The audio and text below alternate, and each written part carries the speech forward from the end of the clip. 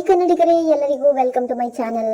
ನಮ್ಮ ಚಾನಲ್ ಅಲ್ಲಿ ಬರೋ ವಿಡಿಯೋ ನಿಮಗೆ ಇಷ್ಟ ಆದ್ರೆ ನಮ್ಮ ಚಾನಲ್ ನ ಸಬ್ಸ್ಕ್ರೈಬ್ ಆಗಿ, ಹಾಗೆ ನಮ್ಮ ಚಾನಲ್ಗೆ ಸಪೋರ್ಟ್ ಮಾಡಿ. ಲಕ್ಷ್ಮೀ ನಿವಾಸ ಸೀರಿಯಲ್ ನ ಮುಂದಿನ ಸಂಚಿಕೆ ಏನಾಗ್ತಿದೆ ಅಂತ ನೋಡೋಣ ಬನ್ನಿ. ಸಂಚಿಕೆ ಶುರುವಿನಲ್ಲಿ ಈ ಕಡೆ ವೆಂಕಿನ ಶೂಟ್ ಮಾಡ್ಬೇಕು ಅನ್ನೋ ಅಷ್ಟರಲ್ಲಿ ಮರಿಗೌಡ ಬಂದು ಅಡ್ಲಾಗಿ ನಿಲ್ತಾನೆ. ಆಗ ಏನ್ ಸರ್, ಯಾಕೆ ಸರ್ ಈ ರೀತಿ ಬಂದು ನಿಂತ್ಕೊಂಡ್ರಿ ಅಂತ ಹೇಳ್ಬಿಟ್ಟು ಪೊಲೀಸ್ ಅವ್ರು ಕೇಳ್ತಾರೆ. ಏನ್ರಿ ಮಾಡಕ್ ಹೊರಟಿದ್ದೀರಾ ನೀವು? ಅಲ್ಲ, ಒಬ್ಬ ಅಮಾಯಕನ ಜೀವ ತೆಗಿಯಕ್ ಹೊರಟಿದ್ದೀರಲ್ಲ, ನಿಮ್ಗೇನು ಅನ್ಸಲ್ವೇನ್ರಿ ಅಂತಂದಾಗ, ಸರ್ ಏನ್ ಸರ್ ಹೇಳ್ತಾ ಇದ್ದೀರಾ? ನಿಮ್ಮ ಅಪ್ಪ ಅವ್ರು ಏನ್ ಹೇಳಿದ್ರು ಅದನ್ನೇ ನಾವು ಮಾಡ್ತಾ ಇರೋದು ಅಂದಾಗ, ನಮ್ಮಪ್ಪ ಏನಾರು ಹೇಳ್ತಾರೆ ಕಣ್ರಿ, ಹಂಗನ್ಬಿಟ್ಟು ಅವ್ರ ಮಾತು ಕಟ್ಕೊಂಡು ಒಬ್ಬ ಅಮಾಯಕನ ಸಾಯಿಸಕ್ ಬಂದಿದ್ದೀರಲ್ಲ, ನಿಮ್ಗೇನು ಅನ್ಸಲ್ವೇನ್ರಿ? ಯಾರೇ ನಿಮ್ಗೆಲ್ಲ ಕೆಲಸ ಕೊಟ್ಟಿದ್ದು? ಒಂದ್ ಸ್ವಲ್ಪನೂ ನಿಮ್ಗೆ ಕರುಣೆ ಅನ್ನೋದಿಲ್ವಾ? ನಿಮ್ಮ ಆತ್ಮಸಾಕ್ಷಿ ನಿಮ್ಗೆ ಒಪ್ಪುತ್ತೇನ್ರಿ ಇದನ್ನೆಲ್ಲ ಮಾಡೋದಕ್ಕೆ ಅಂದಾಗ, ಸರ್ ಇದನ್ನೆಲ್ಲ ನಾವು ನಿಮ್ಮ ಒಳ್ಳೇದಕ್ಕೆ ಮಾಡ್ತಾ ಇರೋದು. ನಾವ್ ಇದನ್ನೆಲ್ಲ ಮಾಡಿಲ್ಲ ಅಂದ್ರೆ ನಿಮ್ಮ ಅಪ್ಪ ಅವರು, ನಿಮ್ಮ ತಮ್ಮ ಅವರು ಕಡೆವರೆಗೂ ನೆಮ್ಮದಿಯಾಗಿರೋದಕ್ಕಾಗೋದಿಲ್ಲ. ನಿಮ್ಮ ಅಪ್ಪ ಅವ್ರು ಹೇಳಿದ್ರು ಅಂತಾನೆ ನಾವ್ ಇದ್ ಮಾಡ್ತಾ ಇರೋದಾಗ, ಪಾಪ ಕಣ್ರಿ, ನಮ್ಮ ಅಪ್ಪ ಹೇಳ್ದ ಅಂತಂತ ಸಾಯ್ಸಕ್ ಬಂದಿದ್ರಲ್ಲ, ಅವ್ನ ಮುಖ ನೋಡಿದಿರೇನ್ರಿ? ಮುಗ್ಧ ಕಣ್ರಿ, ಅಮಾಯಕ ಕಣ್ರಿ. ಅವನು ಏನು ಒಂದ್ ತಪ್ಪೇ ಮಾಡದೇ ಇರೋ ಜೀವಕ್ಕೆ ಪಾಪ ಕೊಲೆ ಮಾಡಕ್ ಬಂದಿರಲ್ರಿ. ಅವಂದೇ ಆದ ಸಂಸಾರ ಇದೆಯೋ, ಅವಂದೇ ಆದ ಕಷ್ಟಗಳಿವೆ ಅಂತ ಬಂದು ಪಾಪ ಸಿಕ್ಕಾಕೊಂಡ. ಪಾಪ ಅಂತವನ್ನ ಕರ್ಕೊಬಂದು ಈ ರೀತಿ ಸಾಯ್ಸಕ್ ಹೊರಟಿದಿರಲ್ಲ, ಇದು ನ್ಯಾಯವೇನ್ರಿ? ನಿಮ್ಮ ಅಪ್ಪ ಅವ್ರು ಹೇಳಿದಕ್ಕೆ ಸರ್ ಮಾಡಿದ್ದು. ನಿಮ್ಮ ಅಪ್ಪ ಅವ್ರ ಮಾತನ್ನ ನಾವು ಕೇಳಿಲ್ಲ ಅಂತಂದ್ರೆ ಅಷ್ಟೇ ಅಂದಾಗ, ನೋಡಿ ನಮ್ಮ ಅಪ್ಪನ ಬಗ್ಗೆ ತಲೆ ಕೆಡ್ಸ್ಕೊಬೇಡಿ, ಬಿಟ್ಬಿಡ್ರಿ ಅವನ್ನ, ಪಾಪ ಹೆಂಗೋ ಬದುಕತಾನೆ. ಪಾಪ ಅವನ್ನ ಹೋಗಿ ಈ ರೀತಿ ಸಾಯಿಸ್ಬೇಕು ಅಂತ ಮಾಡಿದಿರಲ್ಲ, ನಿಮ್ ಮನುಷ್ಯತ್ವ ಇಲ್ವೇನ್ರಿ ಅಂದಾಗ, ಸರ್ ನಿಮ್ಮ ಅಪ್ಪ ಅವ್ರ ಮಾತು ಕೇಳಿಲ್ಲ ಅಂತಂದ್ರೆ ನೀರು ನೇಳು ಇಲ್ಲದೆ ಇರೋ ಜಾಗಕ್ಕೆ ಟ್ರಾನ್ಸ್ಫರ್ ಮಾಡ್ಬಿಡ್ತಾರೆ. ಅವಾಗ ನಮ್ ಕತೆ ಯಾರು ಸರ್ ಕೇಳೋರು ಅಂದಾಗ, ಅಲ್ಲ ನಿಮ್ ಜೀವನದ ಬಗ್ಗೆನೇ ನಿಮ್ಗೆ ಇಷ್ಟು ಯೋಚನೆ ಆಗ್ತಿದೆ ಅಂತಂದ್ಮೇಲೆ, ಪಾಪ ಅವನು ಜೀವ ತೆಗಿಯಕ್ ಕೊಟ್ಟಿದ್ದೀರಲ್ಲ, ನಿಮ್ಗೆ ಏನ್ರಿ ಅಧಿಕಾರ ಐತೆ ಅವ್ನ ಜೀವನ ತೆಗಿಯಕ್ಕೆ? ಈಗ ನೀವೇನ್ ಬಿಡ್ತಿರೋ ಇಲ್ಲ ಮೀಡಿಯಾದವ್ರನ್ನೆಲ್ಲ ಕರ್ಸ್ಬಿಟ್ಟು ಈ ರೀತಿ ಅಕ್ರಮ ಕೆಲಸ ಮಾಡ್ತಾ ಇದಾರೆ ಅಂತ ನಾನು ಪ್ರಚಾರ ಮಾಡ್ಲು ಅಂದಾಗ, ಸರ್ ನೀವ್ ಈ ರೀತಿ ಎಲ್ಲ ಹೇಳ್ಬೇಡಿ, ನಿಮ್ಮಪ್ಪ ಅವ್ರು ನೋಡಿದ್ರೆ ಹಂಗಂತಾರೆ, ನಾವ್ ನೋಡಿದ್ರೆ ಯಾರ್ ಮಾತು ಅಂತ ಕೇಳೋಣ ಸರ್ ಅಂದಾಗ, ನೋಡಿ ನಮ್ಮ ಅಪ್ಪ ಹಿಂಗೆ ನಾನು ಹೇಳ್ಕೊತೀನಿ, ಅವ್ನ ಪಾಡಿಗೆ ಅವನ್ನ ಬಿಟ್ಬಿಡ್ರಿ. ಭೂಮಿ ಮೇಲೆ ಎಷ್ಟೋ ಜನ್ಮ ಆದ್ಮೇಲೆ ಮನ್ಸಿನ ಜನ್ಮ ಬರ್ತದಂತೆ, ಅಂತ ಜನ್ಮ ಪಡೆದು ಒಳ್ಳೆ ಕೆಲ್ಸಗಳು ಮಾಡ್ಬೇಕು ಹೊರತು ಈ ರೀತಿ ಕೆಟ್ಟ ಕೆಲಸ ಮಾಡ್ಬಾರ್ದು ಕಣ್ರಿ. ಪಾಪ ಅವ್ನು ನೋಡಿದ್ರೆ ಮುಗ್ಧರಿ. ಅವ್ನಿಗೆ ನೀವ್ ಇಲ್ಲಿ ಏನ್ ಕರ್ಕೊಂಬಂದಿದ್ರ ಅನ್ನೋದು ಕೂಡ ಅವ್ನಿಗೆ ಗೊತ್ತಿಲ್ಲ. ನೀವು ಅವನ ಸಾಯ್ಸಕ್ ಕರ್ಕೊಂಬಂದಿದ್ರ ಅನ್ನೋದು ಗೊತ್ತಿಲ್ಲದೆ ನಿಮ್ ಹಿಂದೆ ಬಂದು ನೀವ್ ಹೇಳಿದ ಮಾತನ್ನ ಕೇಳಿ ಹಿಂದೆ ತಿರುಗಿ ನೋಡಿದ್ರೆ ಹೆಂಗ್ ಹೋಯ್ತವನೆ ನೋಡ್ರಿ. ಪಾಪ ಅವನ್ನ ಕರೆದು ಅವ್ನಿಗೆ ಹಾಗೆ ಕಳ್ಸಿ ಅಂತಂದಾಗ, ಸರಿ ಸರ್ ಆಯ್ತು, ನಿಮ್ ಮಾತನ್ನ ಕೇಳ್ತೀವಿ, ಹೋಗ್ರಿ ಅವನ್ನ ಕರ್ಕೊಂಬನ್ರಿ ಅಂತ ಹೇಳ್ಬಿಟ್ಟು ವೆಂಕಿನ ಮತ್ತೆ ಕರ್ಕೊಂಡ್ಬಂದ್ಬಿಡ್ತಾರೆ ಜೈಲ್ಗೆ. ಈ ಕಡೆ ನೋಡಿದ್ರೆ ಮರಿಗೌಡ ಈ ರೀತಿ ಮಾಡವನೆ ಅಂತ ಹೇಳ್ಬಿಟ್ಟು ಜವರೇಗೌಡ್ರಿಗೆ ಫೋನ್ ಮಾಡಿ ಇನ್ಸ್ಪೆಕ್ಟರ್ ಹೇಳಿದ ತಕ್ಷಣ ಮರಿಗೌಡ ಫುಲ್ಲು ಜವರೇಗೌಡ್ರು ಕೋಪ್ತಾರೆ ಬಂದ್ಬಿಟ್ಟು, ಯಾಕೆ ಈ ರೀತಿ ಮಾಡ್ದೆ? ನೀನ್ ಮಾಡಿರೋ ಕೆಲ್ಸಕ್ಕೆ ನಿನ್ನ ಕೊಂದು ಸಾಯಿಸ್ಕೊಡ್ಬೇಕು ಅನಿಸ್ತೈತೆ ಅಂದ್ಬಿಟ್ಟು ಮರಿಗೌಡನ ಎದೆ ಪಟ್ಟಿ ಇಟ್ಕೊಂಡು ಕೂಗಾಡ್ತಾ ಇರ್ತಾರೆ ಜವರೇಗೌಡ್ರು. ಅವಾಗ ಅಪ್ಪಯ್ಯ ಸಮಾಧಾನ ತಕೋ, ನಾನ್ ಮಾಡ್ತಿರೋದು ನಿನ್ನ ಒಳ್ಳೇದ್ ಕೆಲ್ಸಕ್ಕೇನೆ ಅಂತಂದಾಗ, ಏನ್ರ ನೀವ್ ಒಳ್ಳೇದ್ ಮಾಡಿರೋದು? ಏನ್ ಮಾಡ್ದೆ ನೀನು? ಅವ್ರ ಪಾಡ್ದವ್ರು ಎನ್ಕೌಂಟರ್ ಮಾಡ್ತಿದ್ರು, ನೀನ್ ಯಾಕ್ಲಾ ಹೋಗಿ ಅವ್ರನ್ನ ತಡೆದ್ಬಿಟ್ಟೆ ಅಂತಂದಾಗ, ನನ್ ಮಾತನ್ನ ಒಸಿ ಕೇಳು ಅಪ್ಪಯ್ಯ. ಯಾಕಪ್ಪಯ್ಯ ಈ ರೀತಿ ತಪ್ಪು ಮೇಲ್ ತಪ್ಪು ಮಾಡ್ತಾನೆ ಇದೀರಲ್ಲ ಅಪ್ಪಯ್ಯ? ಒಂದ್ ತಪ್ಪನ್ನ ಮುಚ್ಚಕ್ ಹೋಗಿ ಇನ್ನೊಂದ್ ತಪ್ಪನ್ನ ಮಾಡಕ್ ಹೋಯ್ತಿದ್ದೀರಾ, ಇದು ನಿಮ್ಗೆ ಸರಿ ಅನ್ಸತ್ತಪ್ಪಯ್ಯ ಅಂದ. ನೋಡ್ಲಾ, ನನ್ಗೆ ಅದೆಲ್ಲ ಗೊತ್ತಿಲ್ಲ, ನಾನು ನಿಮ್ಮಪ್ಪ ನನ್ಗೆ ಬುದ್ಧಿ ಹೇಳಕ್ ಬಂದೆ ಎಲ್ಲ ಅಂತಂದಾಗ, ಅಪ್ಪ ನಿಮಗ್ ಬುದ್ಧಿ ಹೇಳೋ ಅಷ್ಟು ಬುದ್ಧಿ ನನ್ಗಿಲ್ದೇ ಇರ್ಬೋದು, ನೀವು ನನ್ನ ಅಪ್ಪನೇ ಆಗಿರ್ಬೋದಪ್ಪ, ಆದ್ರೆ ಪಾಪ ಅಮಾಯಕ ಆ ಮುಗ್ಧನ ಹೋಗಿ ಕೊಲೆ ಮಾಡಕ್ ಹೇಳಿದಿರಲ್ಲ, ಹೆಂಗಪ್ಪ ಮನ್ಸ್ ಬಂತು ನಿಮ್ಗೆ ಅಂತಂದಾಗ, ನೋಡ್ಲಾ ಮರಿಗೌಡ, ಸುಮ್ನೆ ಇದ್ರ ಬಗ್ಗೆ ಎಲ್ಲ ಮಾತಾಡ್ಬೇಡ, ನಿಮ್ಗೆ ಯಾರಲ್ಲ ನಿನ್ಗೆ ಇದನ್ನೆಲ್ಲ ಹೇಳು ಅಂತಂದವ್ರು ಅಂತಂದಾಗ, ನೋಡಪ್ಪಯ್ಯ ಪಾಪ ಅವನು ಮುಗ್ಧ ಜೀವ, ಒಬ್ಬ ಅಮಾಯಕಪ್ಪ. ನನ್ನ ಅಪ್ಪ ನನ್ಗೆ ಯಾವಾಗ್ಲೂ ಹೀರೋ ತರಾನೇ ಇರ್ಬೇಕು.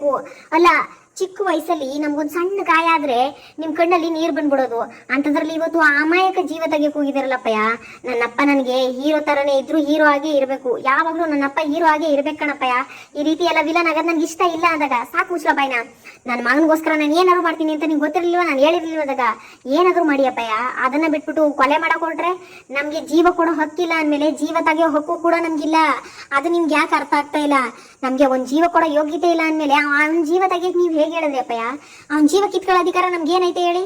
ಪಾಪ ಅವ್ ಏನು ಗೊತ್ತಿಲ್ಲದೆ ಯಾವ್ದೇ ತಪ್ಪು ಮಾಡ್ದೆ ನಮ್ಗೋಸ್ಕರ ಬಂದ್ ಜೈಲಲ್ಲ ಅವನೇ, ಅಂತ ಒಂದ್ ಪ್ರಾಣನ ನಾವು ತೆಗಿಯಕ್ ಹೋದ್ರೆ ಆ ದೇವ್ರು ಮೆಚ್ತಾನಪ್ಪಯ್ಯ. ಇಷ್ಟ ದಿವ್ಸ ನೀವು ಮಾಡಿರೋ ಕೆಲ್ಸಗಳಿಗೆಲ್ಲ ನಾನ್ ಜೊತೆಯಾಗಿ ತಪ್ಪು ಮಾಡಿರೋದಕ್ಕೂ ಏನೋ ಆ ಭಗವಂತ ನನಗೆ ಅಪ್ಪ ಆಗೋ ಭಾಗ್ಯನೇ ಕೊಟ್ಟಿಲ್ಲ, ಅದಕ್ಕೆ ನನ್ಗಿನ್ನೂ ಮಕ್ಳಾಗಿಲ್ಲ ಅಂತ ಹೇಳ್ಬಿಟ್ಟು ಮರಿಗೌಡ ಹೇಳ್ಬಿಡ್ತಾನೆ. ಹಂಗಂದ ತಕ್ಷಣ ಜವರೇಗೌಡನ್ಗೆ ತುಂಬಾನೇ ಬೇಜಾರಾಗ್ಬಿಡುತ್ತೆ. ನನ್ ಮಗ ಈ ರೀತಿ ಅನ್ಬಿಟ್ನಲ್ಲ, ನಾನ್ ಮಾಡಿದ ಪಾಪದ ಕೆಲ್ಸಗಳಿಗೆ ನನ್ ಮಗ ಬಲಿಯಾಗೋದ್ನ, ನನ್ ಮಗ ಈ ರೀತಿ ಅನ್ಬಿಟ್ನಲ್ಲ ನನ್ಗೇನೆ, ಅದಕ್ಕೆ ನನ್ಗಿನ್ನೂ ಮಕ್ಳಾಗಿಲ್ಲ ಅಂತ ಹೇಳ್ಬಿಟ್ಟು ತುಂಬಾನೇ ಫುಲ್ಲು ಬೇಜಾರಾಗ್ಬಿಡುತ್ತೆ. ಜವರೇಗೌಡರು ಬೇಜಾರಲ್ಲಿ ಹಾಗೆ ನಿಂತ್ಕೊಂಡ್ಬಿಡ್ತಾರೆ. ಕಡೆ ಭಾವನಾ ಮತ್ತೆ ಸಿದ್ದು ಇಬ್ರು ಕೂಡ ನೆಮ್ಮದಿಯಾಗಿ ಮಲಗಿರ್ಬೇಕಾದ್ರೆ, ಅಯ್ಯೋ ದೇವ್ರೆ ಅಂತ ಹೇಳ್ಬಿಟ್ಟು ಸಿದ್ದು ಯೋಚನೆ ಮಾಡ್ತಾ ಇರ್ಬೇಕಾದ್ರೆ ಭಾವನ ಸ್ವಲ್ಪ ಈ ಕಡೆ ತಿರ್ಕೊಂಡು ಸಿದ್ದು ಹತ್ರ ಬರ್ತಾರೆ. ಅವಾಗ ಅಯ್ಯೋ ಇದೇನಿದು, ಮೇಡಮ್ ಅವರು ನನ್ನ ಹತ್ರ ಬರ್ತಾವ್ರೆ, ಅಯ್ಯೋ ಕನ್ಸು ನೆನ್ಸಾಗಿದ್ರೆ ಇಷ್ಟೊಂದು ಕಷ್ಟ ಅಂತ ಗೊತ್ತಿರ್ಲಿಲ್ಲಪ್ಪ ಅಂತ ಹೇಳ್ಬಿಟ್ಟು ಒದ್ದಾಡ್ತಾ ಇರ್ತಾರೆ. ಆಗ ಸಿದ್ದು ಅವರೇ ಏನ್ ಮಾಡ್ತಾ ಇದ್ದೀರಾ, ಏನ್ ಯೋಚನೆ ಮಾಡ್ತಿದ್ದೀರಾ ಅಂತ ಭಾವನಾ ಕೇಳ್ತಾರೆ. ಏನಿಲ್ಲ ಮೇಡಮ್ ಅವರೇ, ನೀವು ಮಲ್ಕಳಿ ಅಂತಂದಾಗ ಏನೋ ಯೋಚನೆ ಮಾಡ್ತಿದ್ದೀರಾ ಆದ್ರೆ ನನ್ಗೆ ಹೇಳ್ತಾ ಇಲ್ಲ ಅಂತ ಹೇಳ್ಬಿಟ್ಟು ಭಾವನಾ ಹೇಳ್ತಾರೆ.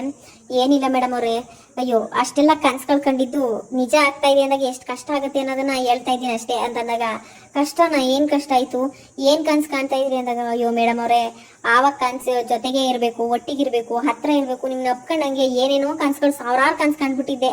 ಆದ್ರೆ ಇವಾಗ ಅವೆಲ್ಲ ನಿಜ ಆಯ್ತಿದ್ರು ಕೂಡ ನನಗೆ ಕಷ್ಟ ಅನಿಸ್ತೈತೆ ಮೇಡಮ್ ಅವರೇ, ಒಂದ್ 2 ನಿಮಿಷ ಇರಿ, ನಾನು ಹಿಂಗೆ ಬಂದ್ಬಿಡ್ತೀನಿ ಅಂತ ಹೇಳ್ಬಿಟ್ಟು ಸಿದ್ದು ಎದಳಕ್ ನೋಡ್ತಾ ಇರ್ತಾರೆ. ಅವಾಗ ಭಾವನ ಎಳೆದು ಮಲಗಿಸ್ತಾರೆ. ಸಿದ್ದು ಅವರೇ ಸುಮ್ಮನೆ ಮಲ್ಕೊಳ್ಳಿ ಅಂತ ಹೇಳ್ಬಿಟ್ಟು ಸಿದ್ದು ಎದೆ ಮೇಲೆ ಭಾವನ ಹೋಗಿ ಮಲ್ಕೊಂತಾರೆ. ಅವಾಗ ಸಿದ್ದು ಫುಲ್ಲು ಖುಷಿ ಆಗ್ತಾ ಇರುತ್ತೆ, ಹಾಗೆ ಆಶ್ಚರ್ಯ ಆಗ್ತಾ ಇರುತ್ತೆ.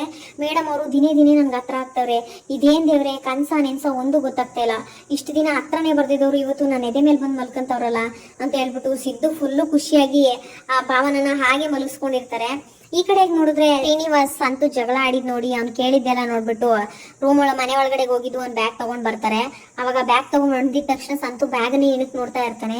ಸಂತು ತಗೊಳಪ್ಪ, ಕಷ್ಟ ಇದೆ ಅಂತ ಹೇಳ್ದೆ ಅಲ್ವಾ, ತಗೋ, ಅವನಿಗೆ ಮಾತ್ರ ದುಡ್ಡು ಕೊಟ್ರಿ ನನಗೆ ಕೊಡ್ಲಿಲ್ಲ ಅಂತ ಹೇಳ್ತಿದ್ದಾನೆ, ತಗೊಳಪ್ಪ, ಇದರಲ್ಲಿ 5 ಲಕ್ಷ ಇದೆ, ತಗೋ. ಇಲ್ಲಿಗೆ ನನ್ನ ಪೆನ್ಷನ್ ಅನ್ನ ಮುಗ್ದೈತಪ್ಪ, ನನ್ನ ಹತ್ರ ಇನ್ನು 1 ರೂಪಾಯಿ 1 ಬಿಡಿಗಾಸು ಕೂಡ ಇಲ್ಲ, ಮುಗೀತು ನನ್ನ ಪೆನ್ಷನ್ ದುಡ್ಡೆಲ್ಲ.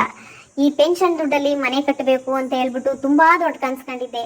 ಹಾಗೆ ಲಕ್ಷ್ಮೀ ನಿವಾಸ ಅಂತ ಹೇಳಿ ಬೋರ್ಡ್ ಕೂಡ ಬರ್ದಿಡ್ಸಿದ್ದೆ, ಆದ್ರೆ ಸ್ವಂತ ಸೂರು ಕಟ್ಟೋ ಯೋಗ್ಯತೆ ನನ್ಗೆ ಬರ್ಲಿಲ್ಲ ಅನ್ಸುತ್ತೆ ಅಂದಾಗ, ನೀವು ಮನೆ ಕಟ್ತಿರೋ ಇಲ್ವಪ್ಪ, ಆದ್ರೆ ನಿಮ್ ಕನ್ಸಿಗೆ ಇಲ್ಲೋ ಗೊತ್ತಿಲ್ಲ, ಆದ್ರೆ ನನ್ನ ಕನ್ಸನ್ನ ನಾನ್ ಮನೆ ಕಟ್ತಾ ನೆನ್ಸ್ ಮಾಡ್ಕೊಂತಾ ಇದೀನಿ ಅಂತ ಹೇಳ್ಬಿಟ್ಟು ಸಂತು ಮನ್ಸಲ್ಲಿ ಅನ್ಕೊಂತಾರೆ. ಅವಾಗ ಎಷ್ಟೆಲ್ಲ ಕನ್ಸ್ ಕಟ್ಟಿ ಮನೆ ಕಟ್ಟಿ ಆ ಒಂದೇ ಸೂರಿನ ಕೆಳಗೆ ನನ್ನ ಮಕ್ಕಳು ಮೊಮ್ಮಕ್ಕಳು ಎಲ್ಲರನ್ನೂ ಕೂಡ ಬಾಳಿ ಬದುಕಿಸ್ಬೇಕು, ಅವ್ರನ್ನ ಸಂತೋಷವಾಗಿಡ್ಬೇಕು, ಅವ್ರಿಗೊಂದು ಸೂರು ಕಟ್ಟಬೇಕು ಅಂತ ಹೇಳ್ಬಿಟ್ಟು ತುಂಬಾ ಕನ್ಸ್ಕೊಂಡಿದ್ದೆ. ಆದ್ರೆ ಆ ಕನ್ಸು ಸುಳ್ಳಾಗೋಯ್ತು ಕಣಪ್ಪ. ತಗೋ, ಹರೀಶ ಬಂದ, ಅಪ್ಪ ನನಗೆ ಕಷ್ಟ ಇದೆ, ಅತ್ತೆ ಮಾವನ ಮುಂದೆ ನಾನು ತುಂಬಾನೇ ಗೌರವ ಕಳ್ಕೊತೀನಿ, ಅವ್ರು ನನ್ನ ಹತ್ರ 1 ರೂಪಾಯಿ ಇಲ್ಲ, ಅತ್ತೆ ಮಾವನ ಮುಂದೆ ನನಗೆ ಮರ್ಯಾದೆ ಅನ್ನೋದಿರಲ್ಲಪ್ಪ, ನನಗೆ ಈಗ ಲಾಸ್ ಆಗ್ಬಿಟ್ಟಿದೆ, ಕಷ್ಟ ಇದೆ ಕೊಡಿ ಅಂತ ಅವನು ಬಂದ, ಅವನು ಕೊಟ್ಟೆ. ನೀನ್ ಬಂದು ಅವನು ಕೊಟ್ರಿ ನನಗೆ ಕೊಡ್ಲಿಲ್ಲ ಅಂತಂದೆ, ನಿನಗೆ ಕೊಟ್ಟೆ, ತಗೊಳಪ್ಪ ಅಂತಂದಾಗ, ಏನಪ್ಪ ಕೇಳಿದ ತಕ್ಷಣ ದುಡ್ಡು ಕೊಟ್ಬಿಟ್ರಿ, ಇದ್ರಲ್ಲೇ ಗೊತ್ತಾಗುತ್ತೆ ಬಿಡಿ, ಅವನ್ಗಾದ್ರೆ ಕೇಳಿದ ತಕ್ಷಣ ಕೊಟ್ರಿ, ನಾನು ಇಷ್ಟೆಲ್ಲ ಹೇಳದ್ಮೇಲೆ ಕೊಟ್ಟೆ, ಅದೇ ಒಂದ್ ಕಣ್ಣಿಗೆ ಬೆಣ್ಣೆ ಒಂದ್ ಕಣ್ಣಿಗೆ ಸುಣ್ಣ ಅಂತ ಹೇಳಿದಾಗ, ಆ ರೀತಿ ಅಲ್ಲಪ್ಪ, ನಾನು ಇದನ್ನ ಮನೆ ಕಟ್ಬೇಕು ಅಂತ ಇಟ್ಕೊಂಡಿದ್ದೆ ಅಂತ ಹೇಳದ್ನಲ್ಲ ಅಂದಾಗ, ಸರಿ ಬಿಡಿಯಪ್ಪ, ನೀವೇನು ಯೋಚನೆ ಮಾಡ್ಬೇಡಿ, ನಾನು ಇದೀನಲ್ಲ ನಾನು ನೋಡ್ಕೋತೀನಿ ಅಂದಾಗ, ಬೇಡ ಕಣಪ್ಪ ಬೇಡ, ನನ್ನ ಕೈ ಕಾಲು ಶಕ್ತಿ ಎಲ್ಲಿವರೆಗೂ ಇರುತ್ತೋ ಅಲ್ಲಿವರೆಗೂ ನಾನು ಯಾರ ಮೇಲೂ ಆಗಲ್ಲಪ್ಪ, ನಾನು ಸ್ವಾವಲಂಬಿಯಾಗಿ ನನ್ನ ಕೈ ಕಾಲು ಹಿಡಿದು ಶಕ್ತಿ ಇರೋವರೆಗೂ ದುಡ್ದು ನಾನು ಇರ್ತೀನಿ ಅಂದಾಗ, ಅದಕ್ಕೆ ಅಪ್ಪ ನಿಮ್ನ ಸ್ವಾಭಿಮಾನಿ ಶ್ರೀನಿವಾಸ್ ಅನ್ನೋದು ಅಂತ ಹೇಳ್ಬಿಟ್ಟು ಸಂತ ಹೇಳ್ತಾನೆ. ಈ ಕಡೆ ಅವ್ರ ಅಪ್ಪನ ಹತ್ರ ದುಡ್ಡು ಇಸ್ಕೊ ಬಂದು ಬೆಳಗ್ಗೆನೆ ರೀ ಮೇಸ್ತ್ರಿ ಕೆಲಸ ಶುರು ಮಾಡ್ರಿ ಅಂದಾಗ, ದುಡ್ಡು ಅಡ್ಜಸ್ಟ್ ಆಯ್ತಾ ಸರ್ ಅಂತ ಅವ್ನು ಕೇಳ್ತಾನೆ. ಅಡ್ಜಸ್ಟ್ ಆಗಿರೋದಕ್ಕೆ ಹೇಳ್ತಾ ಇರೋದು, ಕೆಲಸ ಎಲ್ಲ ಸ್ಟಾರ್ಟ್ ಮಾಡಿಸಿ, ಮೊದಲು ಕೆಲಸ ಶುರು ಮಾಡಿಸಿ ಅಂದಾಗ, ಸರಿ ಸರ್ ಆಯ್ತು ಮಾಡಿಸ್ತೀನಿ ಅಂತ ಹೇಳ್ಬಿಟ್ಟು ಅವ್ನು ಹೇಳ್ತಾ ಇರ್ತಾನೆ. ಈ ಕಡೆ ವೀಣಾ ಕಾಫಿ ತಗೊಂಡ್ ಬರ್ತಾ ಇದ್ದು ಸಂತೋಷ್ ಹಣ ಎಣಿಸ್ತಿರೋದನ್ನ ನೋಡ್ಬಿಡ್ತಾರೆ. ಅದನ್ನ ನೋಡ್ಬಿಟ್ಟು ಬಂದು, ಏನ್ರಿ ಇದು ಇಷ್ಟೊಂದು ದುಡ್ಡು ಎಣಿಸ್ತಾ ಇದ್ದೀರಾ ಅಂತ ಹೇಳಿದಾಗ ಫೋನ್ ಕಟ್ ಮಾಡ್ಬಿಟ್ಟು, ಈ ಸರಿ ನೀವು ಕೆಲಸ ಶುರು ಮಾಡಿಸಿ ಅಂತ ಹೇಳ್ಬಿಟ್ಟು ಫೋನ್ ಕಟ್ ಮಾಡ್ಬಿಡ್ತಾನೆ ಸಂತು. ನಿಂಗ್ಯಾಕೆ ಅದೆಲ್ಲ ಅಂತ ಕೇಳ್ಬಿಟ್ಟು ಸಂತು ಹೇಳ್ತಾರೆ, ನನ್ಗ್ಯಾಕೆ ಅಂದ್ರೆ ಇದೇನ್ರಿ ಇದು ಇಷ್ಟೊಂದು ದುಡ್ಡು ಬಂತು, ಎಲ್ಲಿಂದ ಬಂತು ಇಷ್ಟು ದುಡ್ಡು ಅಂತ ಹೇಳ್ಬಿಟ್ಟು ಕೇಳ್ತಾರೆ ವೀಣಾ. ನಿಂಗೆ ಯಾಕೆ ಅವೆಲ್ಲ ಸುಮ್ಮನೆ ಇರತ್ತದ, ನನ್ಗೆ ಯಾಕೆ ಅಂತಂದ್ರೆ ನಿಮ್ ದುಡ್ಡಿಗೆ ಕೊಳ್ದೋಗಿತ್ತು ಅಂದ್ರಲ್ಲ, ಆ ದುಡ್ಡು ಏನಾದ್ರು ಸಿಕ್ತಾ ಅಂದಾಗ, ಸಿಕ್ತಾ ಎಂತದೂ ಇಲ್ಲ, ನಿಂಗೆ ಯಾಕೆ ಅಂತ ನಾನು ಹೇಳ್ತಾ ಇಲ್ವಾ, ಸುಮ್ಮನೆ ಅದೇ ಕೇಳ್ತಾ ಇದೀಯಾ ಅಂದಾಗ, ನನಗೆ ಯಾಕೆ ಅಂತ ಹೇಳ್ತಾ ಇದ್ದೀರಲ್ಲ, ಈ ದುಡ್ಡು ಎಲ್ಲಿಂದ ಬಂತು, ಹೇಗ್ ಬಂತು ಅಂತ ನನಗೆ ಗೊತ್ತಾಗ್ಬೇಕು. ಅಲ್ಲ ನಿಜ ಹೇಳಿ, ಈ ದುಡ್ಡು ಎಲ್ಲಿಂದ ಬಂತು ಅಂತ ನೀವ್ ಹೇಳಿಲ್ಲ ಅಂತಂದ್ರೆ ಈಗ ಮನೇಲಿರೋರು ಎಲ್ರಿಗೂ ಹೇಳ್ಬಿಡ್ತೀನಿ, ಮಾವ ಅಂತ ಹೇಳ್ಬಿಟ್ಟು ಕೂಗ್ತಾರೆ. ಬಾಯಿ ಮುಚ್ಚೆ, ನೀನು ಅಲ್ಲ ಹೋಗಿ ಗಂಡನ ಹತ್ರ ದುಡ್ಡಿದೆ ಅಂತಂದ್ರೆ ಎಲ್ರಿಗೂ ಹೇಳ್ತೀನಿ ಅಂತ ಕೂಗಾಡ್ತೀಯಲ್ಲ, ನೀನ್ ಎಂತ ಹೇಳ್ತೀನಿ ಅಂದಾಗ, ರೀ ದುಡ್ಡು ಎಲ್ಲಿಂದನಾದ್ರೂ ಬರ್ಲಿ, ಆದ್ರೆ ಅದು ಒಳ್ಳೆ ರೀತಿಯಿಂದ ಬಂದಿರ್ಬೇಕು. ಅದನ್ನ ಬಿಟ್ಬಿಟ್ಟು ನೀವು ಈ ರೀತಿ ಅದು ಇದು ಕೆಲಸ ಮಾಡಿ ಆ ದುಡ್ಡು ಬಂದಿದ್ರೆ ಖಂಡಿತವಾಗ್ಲೂ ತಗೊಂಡೋಗಿ ವಾಪಸ್ ಅವ್ರು ಕೊಟ್ಬಿಡಿ. ಅದನ್ನ ಬಿಟ್ಬಿಟ್ಟು ಬೇರೆ ದಾರಿನ ಹಿಡಿಬೇಡಿ ನೀವು ಅಂದಾಗ, ನಿನ್ ಗಂಡ ಆ ರೀತಿ ಎಲ್ಲರೂ ಮಾಡ್ತಾನೆ, ಸುಮ್ಮನೆ ಹೋಗಿ ಮನೇಲಿ ಏನ್ ಕೆಲಸ ಇದೆ ನೋಡು ಹೋಗು ಅಂತ ಹೇಳ್ಬಿಟ್ಟು ಸಂತು ಹೇಳ್ತಾರೆ. ಇಲ್ಲಿಗೆ ಈ ಸಂಚಿಕೆ ಮುಕ್ತಾಯ ಆಗುತ್ತೆ ಫ್ರೆಂಡ್ಸ್. ಲಕ್ಷ್ಮೀ ನಿವಾಸ ಸೀರಿಯಲ್ನ ಎಲ್ಲ ಎಪಿಸೋಡ್ಸ್ಗಳಿಗಾಗಿ ನಮ್ಮ ಚಾನಲ್ನ ಸಬ್ಸ್ಕ್ರೈಬ್ ಆಗಿ, ಹಾಗೆ ನಮ್ಮ ಚಾನಲ್ಗೆ ಸಪೋರ್ಟ್ ಮಾಡಿ. Thank you.